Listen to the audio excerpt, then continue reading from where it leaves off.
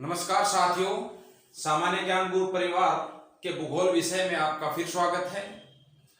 जैसा कि हम भारत के भौतिक प्रदेश पढ़ रहे थे, उन भौतिक प्रदेशों के अंतर्गत हम अंतिम चरण में हैं और आज का हमारा जो टॉपिक है वो है तटीय प्रदेश। ये ज़्यादा लंबा टॉपिक नहीं रहने वाला है, इसको हम तसल्ली से पढ़ेंगे। तो देखिए, तटीय प्रदेश की यदि हम बात करते हैं तो यदि सबसे पहले हम इसके विस्तार की बात करें कि ये तटीय प्रदेश है कहां और भारत के किन किन राज्यों में ये फैला हुआ है, तो जैसा कि हम पढ़ते आ रहे हैं, ये दक्षिणी भारत है और दक्षिणी भारत के अंदर हमने यहां पढ़ा था, यहां पे दक्षिणी भारत के अंदर हमने यहां क्या पढ़ा था, यहां हमने पढ़ा था दक्षिण का प्रायद्वीपीय पठारी प्रदेश। ये हमने दक्षिण का प्रायद्वीपीय पठारी प्रदेश ये हम पढ़ चुके हैं। इसके बारे में हमने आपको डिटेल से बताया हुआ है कि ये कहाँ कहाँ फैला हुआ है और यहाँ के प्रमुख पठार कौन कौन से हैं और यहाँ की प्रमुख पहाड़ियाँ कौन कौन सी हैं। ये हमारा पूरा का पूरा दक्षिणी प्रायद्वीपीय पठारी प्रदेश है। हमारा जो टॉपिक है वो है तटीय प्रदेश। तो तट का मतलब जैसे हम बात करें तो यहाँ विशाल जलराशि है और ये जो जलराशि है वो किस रूप में है, मतलब इस क्षेत्र को किस नाम से हम जानते हैं, तो ये है अरब सागर। सब जानते होंगे इसके बारे में, ये है अरब सागर और यहाँ अरब सागर है। अरब सागर के अंदर हम लक्षद्वीप, जब हम आगे द्वीप पढ़ेंगे, जब द्वीप समूह पढ़ेंगे तब यहाँ हम पढ़ेंगे अरब सागर को। फिर यहाँ जो इधर वाला क्षेत्र है यहाँ भी विशाल जलराशि है, यहाँ भी विशाल जलराशि है और इसको बोलते हैं बंगाल की खाड़ी। क्या बोलते हैं? बंगाल की खाड़ी। बंगाल की खाड़ी, बे ऑफ बंगाल, बंगाल की खाड़ी। इसका विस्तार भी यहाँ इसके भारत के इधर पूर्वी साइड में है। अब देखिए, यहां हमने पढ़ा था, यहां हमने एक पर्वत श्रेणी पढ़ी थी, एक लंबी पर्वत श्रेणी पढ़ी थी और इसका नाम क्या था? पश्चिमी घाट। इसे हम किस नाम से जानते हैं? पश्चिमी घाट। क्यों? क्योंकि ये इसके पश्चिम दिशा में है दक्षिण के प्रायद्वीपीय पठारी प्रदेश की। और यहां पर हमने एक कटा फटा पर्वत पढ़ा था जहां पर नदियों ने इसको काट दिया था। ये क्या था? पूर्वी घाट। ये क्या था? पूर्वी घाट। ठीक है। तो जो तटीय प्रदेश है इसको हम दो तरीके से डिवाइड कर सकते हैं। यहां नीचे एक स्थान है जिसका नाम है कन्याकुमारी। कन्याकुमारी, और ये कन्याकुमारी कहां पड़ता है? तमिलनाडु में। ये कन्याकुमारी है, ये इस पूरे तटीय प्रदेश को दो भागों में बांटती है। सबसे पहले हम बात करते हैं तटीय प्रदेश या तटीय मैदान है क्या। तो ये देखो, ये क्या है? इधर जलराशि है, यानी ये जलीय भाग है, ये स्थलीय भाग है। तो यहां पर ये जो जलीय भाग है उसके पास का स्थलीय वाला भाग है वो हमेशा कहलाता है तट। और ये पूरा का पूरा तट है, ये मैदान है, क्योंकि यहां जब नदियां इस समुद्र के अंदर गिरती हैं तब अपने साथ जो अवसाद लेके आती हैं उसको यहां जमा किया और इसके द्वारा नदियों के जो निक्षेपण की क्रिया के द्वारा यहां पर मैदान का निर्माण हुआ और इसको बोलेंगे हम तटीय प्रदेश या तटीय मैदानी क्षेत्र। तो ये तटीय कहने का मतलब ये है कि भारत का जो तटीय मैदानी क्षेत्र है उसका विस्तार यहां से शुरू होता है और यहां एक राज्य है जिसका नाम है गुजरात। यहां गुजरात से तटीय प्रदेश या तटीय मैदानी क्षेत्र की शुरुआत होती है। उसके बाद यहां एक राज्य आता है जिसका नाम है महाराष्ट्र। इसके नीचे यहां एक छोटा सा राज्य आता है जिसका नाम है गोवा और यहां एक राज्य आता है जिसका नाम है कर्नाटक। यहां एक राज्य आता है जिसका नाम है केरल। फिर यहां एक राज्य आता है जिसका नाम है तमिलनाडु। तमिलनाडु। इसके ऊपर यहां हम चलते हैं तब एक राज्य आता है जिसका नाम है आंध्र प्रदेश। यहां ऊपर चलते हैं तब यहां एक राज्य आता है जिसका नाम है ओडिशा और यहां ऊपर है पश्चिमी बंगाल। यहां है पश्चिमी बंगाल। तो भारत का जो तटीय प्रदेश है या तटीय मैदानी क्षेत्र है वो कुल कितने राज्य में फैला हुआ है? गुजरात, महाराष्ट्र, गोवा, कर्नाटक, केरल, तमिलनाडु, आंध्र प्रदेश, ओडिशा, पश्चिमी बंगाल। तो कुल 9 राज्य हैं जिनमें तटीय मैदानी क्षेत्र का विस्तार है। ठीक है, ध्यान रखना ये। तो कुल 9 राज्य हैं। हमने जब सीमा पढ़ी थी वहां स्थलीय सीमा पढ़ी थी, उसके साथ हमने जलीय या तटीय सीमा पढ़ी थी। वहां पर भी हमने देखा था कि तटीय सीमा बनाने वाले कुल भारत के 9 राज्य हैं और उन्हीं राज्यों में ये तटीय मैदानी क्षेत्र फैला हुआ है। तो पहली बात तो आपके समझ में आ गई होगी कि तटीय प्रदेश है उसका विस्तार कहां है। तो इधर विस्तार है यहां पे गुजरात के अंदर, यहां महाराष्ट्र, फिर उसके बाद यहां गोवा, कर्नाटक, केरल, तमिलनाडु, आंध्र प्रदेश, उड़ीसा, पश्चिमी बंगाल, इन क्षेत्रों में तटीय मैदान का विस्तार है। अर्थात कहने का मतलब है कि इधर पश्चिमी घाट और अरब सागर के बीच का जो मैदानी क्षेत्र है वो इस तटीय प्रदेश के अंदर शामिल है। यहां पे इधर पूर्वी घाट और बंगाल की खाड़ी के बीच का जो मैदानी क्षेत्र है वो तटीय प्रदेश में शामिल है। इधर वाले क्षेत्र को बोलते हैं हम पश्चिमी तट। क्या बोलते हैं? क्योंकि ये दिशा में, कौन सी दिशा में है? पश्चिम दिशा में है, इसलिए इसको बोलते हैं पश्चिमी तट। और इधर वाला जो तट होगा उसको बोलेंगे पूर्वी तट। क्या बोलेंगे? पूर्वी तट। तो ध्यान रखना, कंफ्यूज मत होना। कई बार यहां हम कंफ्यूज हो जाते हैं, पश्चिमी घाट, पश्चिमी तट। पश्चिमी घाट ये एक पहाड़ी क्षेत्र है जो दक्षिण के प्रायद्वीपीय पठारी प्रदेश का हिस्सा है, जबकि पश्चिमी तट ये एक मैदानी क्षेत्र है जो समुद्र के किनारे है। पूर्वी तट, यहां भी गड़बड़ हो जाएगी, पूर्वी तट और पूर्वी घाट। पूर्वी घाट ये एक पहाड़ी क्षेत्र है जो दक्षिण के प्रायद्वीपीय पठारी प्रदेश का हिस्सा है, जबकि पूर्वी तट ये एक मैदानी क्षेत्र है जो बंगाल की खाड़ी के तटीय क्षेत्र में है। ये बात समझ में आ गई होगी। तो कहने का मतलब पश्चिमी तट और पूर्वी तट ये दोनों मिलाकर यह हम ऐसे कह सकते हैं कि तटीय प्रदेश को हमने 2 भागों में डिवाइड कर दिया कन्याकुमारी के सहारे। कन्याकुमारी के इस पश्चिम साइड में हो गया पश्चिमी तटीय प्रदेश जो कि अरब सागर और पश्चिमी घाट के बीच का क्षेत्र होगा, जबकि पूर्वी तट ये पूर्वी तट है, ये पूर्वी घाट और बंगाल की खाड़ी के बीच का तटीय प्रदेश होगा।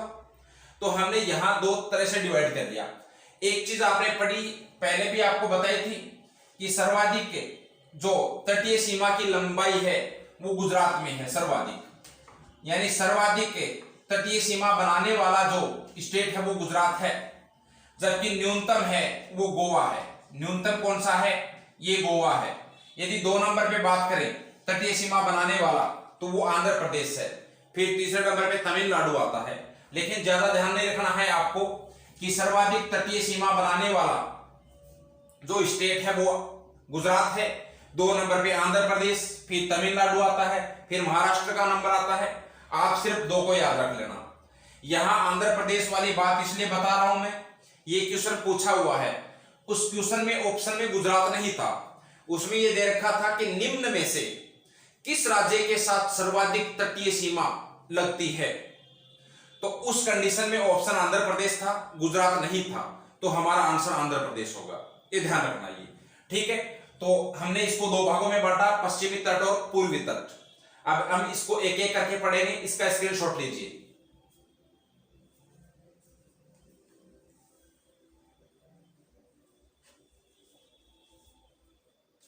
इसको मिटा रहा हूं मैं। अब हम एक एक दोनों को, पश्चिमी तट और पूर्वी तट दोनों को हम एक एक करके पढ़ते हैं यहां पर। तो विस्तार शायद आपकी समझ में आ गया होगा और इनका निर्माण कैसे हुआ वो भी आपके समझ में आ गया होगा। सबसे पहले हम बात करते हैं केवल पश्चिमी तट की। पश्चिमी तट की हम सबसे पहले बात करते हैं। तो ये तो समझ में आ गया पश्चिमी तट का विस्तार है कहां पे। जैसे हमने अभी बात किया था कि ये हमारा है पश्चिमी घाट, ये पश्चिमी घाट है। एक बार सिर्फ इतने ही, इस पे ही गौर करना। ये पश्चिमी घाट है, यहां ये है पूरा का पूरा पश्चिमी तट, ये पूरा का पूरा पश्चिमी तट है जो टोटल 5 राज्यों में फैला हुआ है, गुजरात, महाराष्ट्र, गोवा, कर्नाटक, केरल। यदि हम इस पश्चिमी तट की बात करें, सामान्य से पहले बात करें, तो यदि हम इसके विस्तार की बात करें तो जैसे हमने बात की थी, इसका विस्तार है वो गुजरात के अंदर है, फिर महाराष्ट्र में है, उसके नीचे चलते हैं तो गोवा के अंदर है, और उसके नीचे चलते हैं तो कर्नाटक में है, और उसके नीचे चलते हैं तो केरल में है। तो यहां इसका विस्तार है वो टोटल 5 राज्यों में है, गुजरात, महाराष्ट्र, गोवा, कर्नाटक, केरल। अब देखिए यहां हमने पढ़ा था, यहां एक नदी आती है ताप्ती नदी।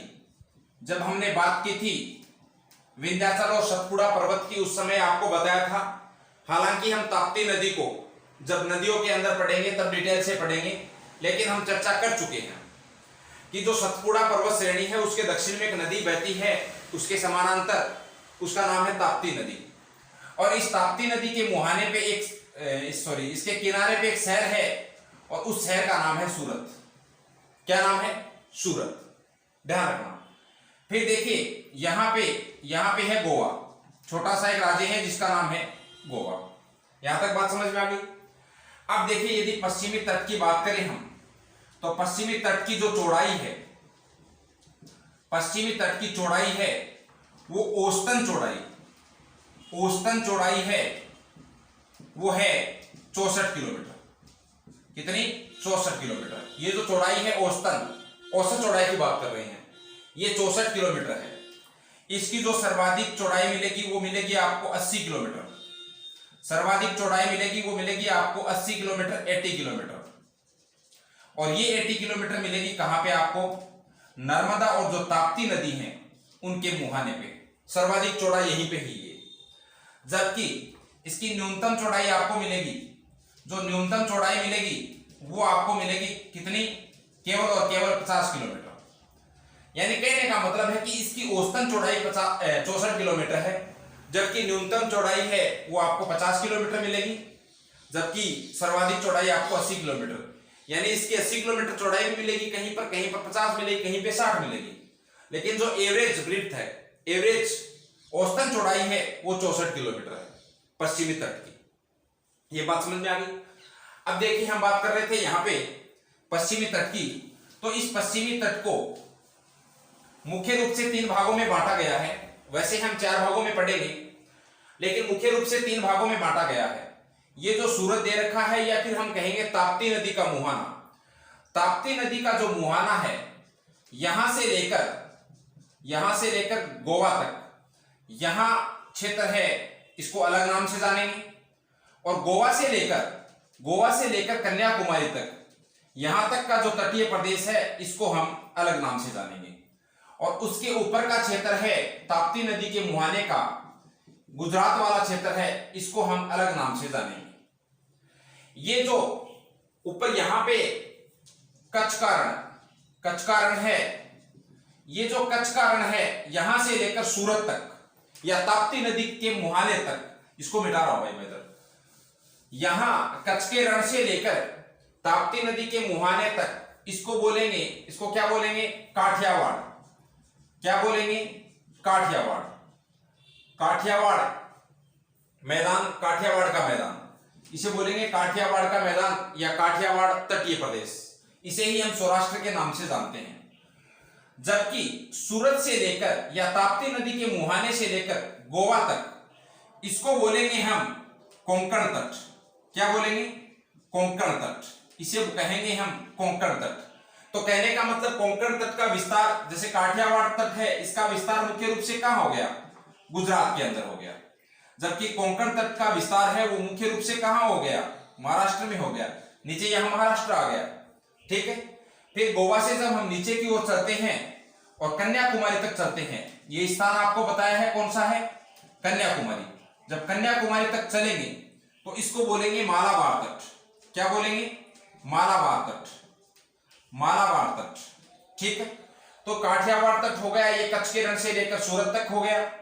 कोंकण तट है वो हो गया सूरत से या ताप्ती नदी के मुहाने से गोवा तक। मालाबार तट का विस्तार हो गया वो हो गया गोवा से कन्याकुमारी तक। अब देखिए एक चीज, मुख्य रूप से हमने इसको 3 भागों में बांटा है, लेकिन मालाबार जो तट है, इस मालाबार तट को यहां कर्नाटक में कहते हैं कन्नड़ तट या कनारा तट, कन्नड़ तट। और इस कन्नड़ तट का जो विस्तार है वो गोवा से लेकर यहां कर्नाटक में एक स्थान है जिसका नाम है मैंगलोर। क्या नाम है? मैंगलोर। तो यदि कहने का मतलब कन्नड़ तट है वो मालाबार तट का ही हिस्सा है। ठीक है, तो चौथा हम पढ़ सकते हैं कन्नड़ तट। बात समझ में आ गई? यानी कन्नड़ तट को एक बार हम छोड़ दें। काठियावाड़ तट की बात करें तो कच्छ के रण से लेकर सूरत तक या ताप्ती नदी के मुहाने तक, जबकि कोंकण तट है वो ताप्ती नदी के मुहाने से गोवा तक, और मालाबार तट है वो गोवा से कन्याकुमारी तक। जब हम कन्नड़ तट को अलग से पढ़ ले तो काठियावाड़ तट है वो कच्छ के रण से ताप्ती नदी तक, कोंकण तट है वो ताप्ती नदी के मुहाने से गोवा तक, कन्नड़ तट है वो गोवा से लेकर मैंगलोर तक, और मालाबार तट है वो मैंगलोर से कन्याकुमारी तक। बात समझ में आ गई? लेकिन ध्यान रखना कन्नड़ तट है वो मालाबार तट का ही हिस्सा है। ये बात समझ में आ गई? इसके अलावा देखिए ये जो पश्चिमी तट है, यहां पर इसको इधर से मिटा रहा हूं, यहां पश्चिमी तट है और इसके अंदर जो एक स्टेट हमने देखा था अभी केरल, इस केरल के अंदर कुछ झीलें पाई जाती हैं जिन्हें कहते हैं हम लेगून झील। तो सबसे पहले तो हमें समझना है कि लेगून झील होती क्या है। तो देखिए लेगून झील हमेशा आपको तट के किनारे पे मिलेगी। क्यों मिलेगी? क्योंकि लेगून झील होती क्या है, जैसे हम बात करें, मान लीजिए ये एक झील है, इस तरह से इस तट पे है और यहां से कोई भी एक छिद्र है, उस छिद्र के माध्यम से इस समुद्र का पानी है वो यहां चला गया, और ये पानी जब यहां चला गया तो इसे हम कहेंगे झील। तो समुद्र के पानी से जो झील बनती है तट के किनारे, उसे हम कहते हैं लेगून झील। तो जो पश्चिमी तट है यहां पर कुछ लेगून झीलें पाई जाती हैं और उन लेगून झील को केरल में कहा जाता है कयाल।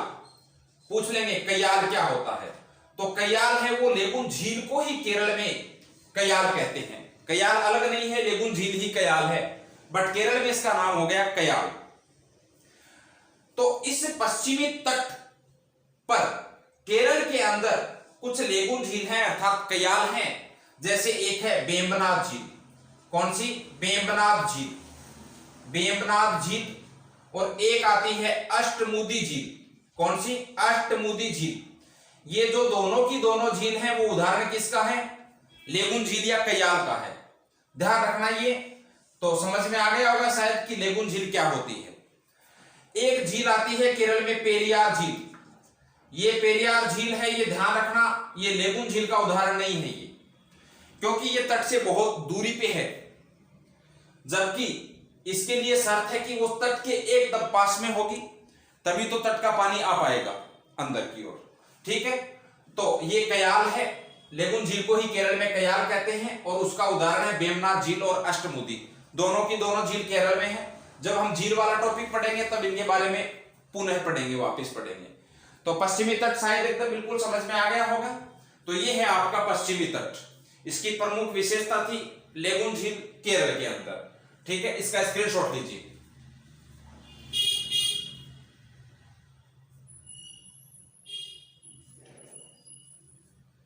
चलो इसको मिटा रहा हूं।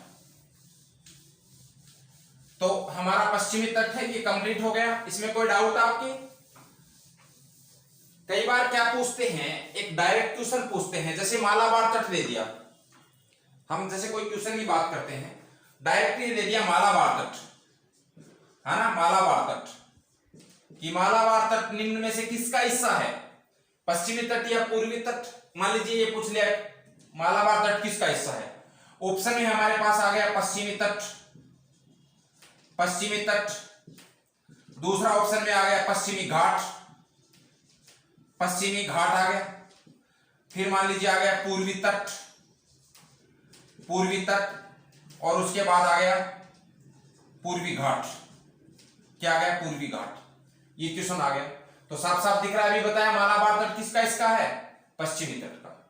तो इस टाइप के क्वेश्चन आते हैं यहाँ पे, है ना, ध्यान रखना। ये तो इधर ध्यान रखना कि 4 तट पढ़े हमने, यानी पूरा एक पश्चिमी तट है उसमें हमने 4 तट पढ़े हैं।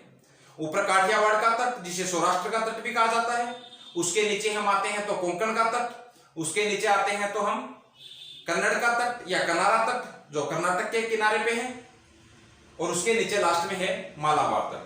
तो ये 4 तट हमने पढ़े किसमें, पश्चिमी तट में। अब हमारा है अगला तट, वो है पूर्वी तट। कौन सा, पूर्वी तट। यदि हम पूर्वी तट की बात करें, पूर्वी तट की यदि हम बात करें तो यहां हमने पढ़ा था पूर्वी घाट, ठीक है। बीच में यहां पे क्या है, नदियों ने इसको काट दिया है। यहां बड़ी बड़ी नदियां बहती हैं, महानदी, गोदावरी, कृष्णा, कावेरी। इन नदियों ने इसको काट दिया है। ये जो पूर्वी तट है, इस तट की यदि हम बात करें, इसकी बात करें तो इसकी जो चौड़ाई है, औसतन चौड़ाई, वो आपको मिलेगी 100 किलोमीटर। कितनी, 100 किलोमीटर, ठीक है। वहां औसतन चौड़ाई कितनी थी, केवल और केवल 64 किलोमीटर। यहां कितनी है, 100 किलोमीटर। लेकिन यदि ये पूछ ले इसकी अधिकतम चौड़ाई कितनी है, तो इसकी अधिकतम चौड़ाई आपको मिलेगी 200 किलोमीटर, जबकि वहां अधिकतम चौड़ाई कितनी थी, 80 किलोमीटर। इसका मतलब ये हो गया कि पूर्वी तट ये पश्चिमी तट की तुलना में अधिक चौड़ा है। ये कथन, ये क्वेश्चन आया हुआ है, ये क्वेश्चन के अंदर कथन दे रखे थे और पूछा था कि कौन सा कथन सही है, हाँ। उसमें एक कथन ये था कि पूर्वी तट पश्चिमी तट की तुलना में अधिक चौड़ा है। अब ये कथन सही है, गलत है। अब यदि हमें पता ही नहीं है यहां पे कुछ, तो हम समझ ही नहीं पाएंगे उस क्वेश्चन को, क्या करें हम, है ना। फिर वही ABCD वाला आंख बंद करके वही करना है। ध्यान रखना, ये साफ साफ दिख रहा है, इसीलिए मैंने यहां चौड़ाई लिखी है। उधर भी चौड़ाई लिखी थी, इधर भी चौड़ाई लिखी थी, इसलिए ही मैंने यहां पे चौड़ाई लिखी है। तो ये अधिक चौड़ा है इसकी तुलना में। कारण क्या है, इसको समझिए आप। कारण क्या है, कारण इसलिए है क्योंकि ये यहां से लंबी लंबी नदियां जो बह के आ रही हैं, वो अपने साथ क्या लेके आ रही हैं, काद लेके आ रही हैं। क्योंकि इधर जितनी भी नदियां हैं, ये महानदी, गोदावरी, कृष्णा, कावेरी, ये कहां से निकलती हैं, ये सब नदियां पश्चिमी घाट से निकलती हैं। यहां से फिर लंबा रास्ता तय करके जाती हैं, तो अपने साथ क्या करेंगी, ये अवसाद लेके जाएंगे। उस अवसाद को यहां पे जमा कर दिया इसने, तो इसकी चौड़ाई बढ़ गई। जबकि इधर क्या है, यहां पे नदियां इस पश्चिमी घाट से निकली, बस कितनी बही, 50-60 किलोमीटर, इतनी बही, तो अपने साथ ज्यादा अवसाद नहीं लेके आएगी ये। इसलिए हम पढ़ते हैं इधर की नदियां क्या करती हैं, एस्चुरी का निर्माण करती हैं, जबकि उधर की नदियां क्या करती हैं, डेल्टा का निर्माण करती हैं। एस्चुरी और डेल्टा का अर्थ समझते होंगे आप शायद, एक बार पहले ही बताया था कि जैसे मान लीजिए कोई नदी ऐसे बह के जा रही है, ये जब समुद्र में गिरती है, लंबी दूरी तय करके आती है, अपने साथ अवसाद लेके आती है, अपने साथ कुछ निक्षेप लेके आती है, उनका निक्षेपण ये समुद्र के तट पे कर देती है। क्यों, यहां तक जाते जाते उसकी गति एकदम धीमी हो जाती है। जब एकदम धीमी हो जाती है, यहां तक पहुंचते पहुंचते, तो उस अवसाद को वहां किनारे पे ले जाके जमा कर देती है, इसे बोलते हैं डेल्टा। जबकि ये नदी क्या करती है, ये कितनी बहती है, 40, 50, 60 किलोमीटर लंबी। और ये जब नदियां बहती हैं, तो ये नदियां फास्ट भी होती हैं और जाके यहां गिर जाती हैं, इसलिए ये अपने साथ अवसाद लेके नहीं आती हैं, ये इसलिए ही एस्चुरी का निर्माण करती हैं। अब आप ये कहेंगे कि नर्मदा और ताप्ती नदियां तो खूब लंबी बह के आती हैं, अवसाद क्यों नहीं लेके आती, वो ध्यान रखना घाटियों में बहती हैं वो। इधर जैसे आपको बताया था कि यहां ऊपर है विंध्याचल पर्वत श्रेणी, फिर नर्मदा नदी की, उसके नीचे सतपुड़ा, फिर ताप्ती नदी, तो ये यहां घाटियों में बहती हैं, पहाड़ों के बीच में से, तो इनके पास कोई ऐसा इतना ज्यादा अवसाद नहीं होता है। जबकि इधर ये सब क्या होती हैं, मैदानी भाग में बहती हैं, इसलिए ये अवसाद लेके जाती हैं, अपने साथ मिट्टी लेके जाती हैं। जबकि ये यहाँ पे अवसाद लेके नहीं जाती हैं, और जब अवसाद नहीं होता है तो वो नदियां सीधी की सीधी गिर जाती हैं, इसलिए ये उसे बोलते हैं जवार नदमुख या एस्चुरी। तो इधर पश्चिमी तट की जो नदियां हैं वो एस्चुरी या जवार नदमुख का निर्माण करती हैं, जबकि पूर्वी तट की नदियां डेल्टा का निर्माण करती हैं। तो ये भी कथन में आ सकता है, ध्यान रखना ये। तो हम बात कर रहे थे कि इसकी चौड़ाई है पूर्वी तट की, वो पश्चिमी तट की तुलना में अधिक है। अब देखिए यहां पे भी एक नदी बहती है, कृष्णा नदी, इसको मिटा रहा हूं मैं एक बार थोड़ा सा।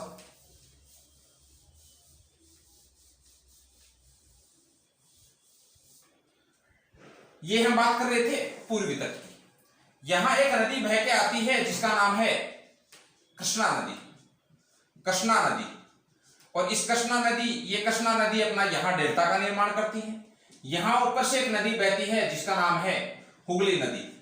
ये हुगली गंगा की ही वितरिका है, और यहां एक कृष्णा नदी है। ये हमने यहां पढ़ लिया कि यहां ये क्या है, ये पूरा का पूरा पूर्वी घाट है, और इस पूर्वी घाट और बंगाल की खाड़ी के बीच में पूर्वी तट है। यहां इन दोनों नदियों ने इस पूरे तट को दो भागों में बांट दिया। पूर्वी तट पूरा है, हुगली नदी से लेकर कृष्णा नदी का जो डेल्टा है, इसके बीच का जो तटीय प्रदेश है, जो पूर्वी तट का हिस्सा है, उसे हम कहेंगे उत्तरी सरकार तट। क्या कहेंगे? उत्तरी सरकार तट या उत्कल तट।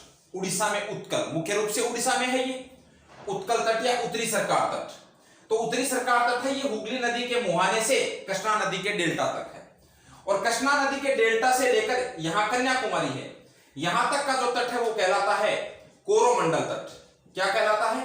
कोरोमंडल तट। तो कहने का मतलब यह है कि यहां पे पूर्वी तट को हमने दो भागों में बांटा। जैसे हमने पश्चिमी तट को 4 भागों में बांटा, वैसे ही हमने पूर्वी तट को 2 भागों में बांटा, एक उत्तरी सरकार तट और एक कोरोमंडल तट। बात समझ में आ गई? तो जैसे अभी चर्चा की थी हमने कि क्वेश्चन ऐसे पूछ लेंगे, कोरोमंडल तट किसका हिस्सा है? ऑप्शन में वही 4 मिल जाएंगे, तो पूर्वी तट का हिस्सा है, ये ध्यान रखना। यहां पे देखिए, यहां पर भी कुछ लेगून झीलें पाई जाती हैं पूर्वी तट के अंदर। यहां भी कुछ लेगून झील पाई जाती हैं। उस लेगून झील में एक झील है चिल्का झील। चिल्का झील, और ये चिल्का झील कहां है? ये उड़ीसा में है। वो दोनों केरल में थी ना, ये उड़ीसा के अंदर है, और ये भारत की सबसे बड़ी लेगून झील है चिल्का झील। बाकी हम जब झील पढ़ेंगे तब पढ़ेंगे। एक झील है जिसका नाम है कोलेरू झील। कोलेरू झील ये आंध्र प्रदेश में पड़ती है, ये भी लेगून झील का उदाहरण है। और एक झील है जिसका नाम है पुलिकट झील। क्या नाम है? पुलिकट झील। ये दो सीमा पे है। किस किस की सीमा पे? आंध्र प्रदेश और तमिलनाडु की सीमा पे। ये दोनों राज्यों में है, ये तमिलनाडु दोनों राज्यों में है ये पुलिकट झील। तो ये 3 झील हैं जो पूर्वी तट के अंदर आती हैं और लेगून झील का उदाहरण है। एक चिल्का झील, एक कोलेरू झील, एक पुलिकट झील। बात समझ में आ गई होगी।